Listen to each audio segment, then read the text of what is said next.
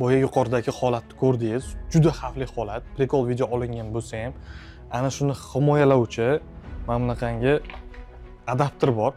Mana bu narsa o'sha boyangi suvdagi elektr tokini bartaraf qilishga yordam beradigan narsa. Lekin boya ko'rgan holatingizda oldini olish mumkin. Qanaqa qilib desangiz agar videoni oxirigacha ko'ring. Birinchisi, aristoningizda ma'lum bir muddatda ichini tozalab turish kerak. Ariston ichida nakib yig'ilsa, tenlarni atrofiga to'planib turib, himoya qatlamini buzishi mumkin. Shuni oqibatida ham tok o'tkazib yuborishi mumkin. Ikkinchisi, eng asosiysi desa ham bo'ladi, bu mana bunaqangi filtr o'rnatish, nakib yig'ilmasligi uchun.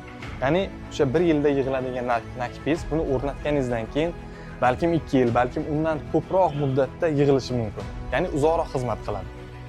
Bu narsani esa himoyalovchi vazifasida o'rnatib qo'ysangiz bo'ladi har ehtimolga qarshi.